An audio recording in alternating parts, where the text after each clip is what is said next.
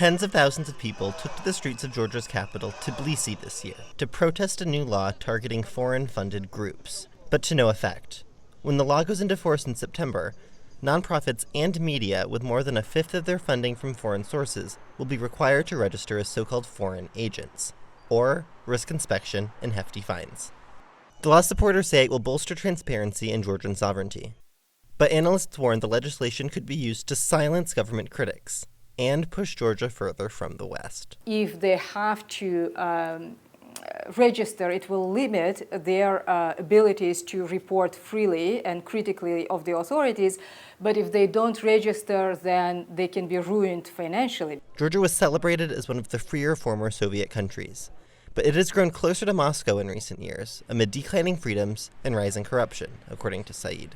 Georgia is basically at the crossroads between Russia and the West. Some groups in Georgia say they will pay the fines rather than register as a foreign agent.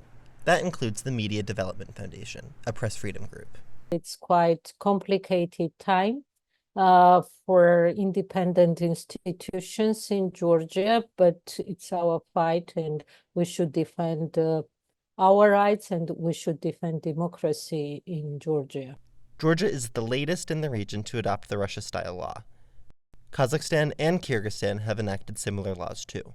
And while the United States has its own Foreign Agents Registration Act, watchdogs say the Russian law is more expansive and used to target critics. Moscow has designated dozens of media outlets as foreign agents, among them VOA and its sister network, Radio Free Europe, Radio Liberty, known as RFERL. It becomes more difficult, but we're not going to be deterred. We continue to stay on the mission. Failure to comply with Russia's law brings steep fines and the risk of imprisonment. It is one of the reasons RFERL and other outlets move teams to other European cities. We decided to stay as long as we can because being on the ground is crucial for us. And the pretext for leaving the country was the threat to security of journalism. Russia's crackdown on media after its full-scale invasion of Ukraine resulted in many journalists going into exile, including to neighboring Georgia. With this legislation, Georgia may also lose that status of a safe haven for lots of critical journalists from other countries, which will be very bad.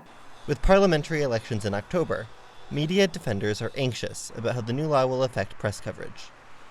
Liam Scott, VOA News.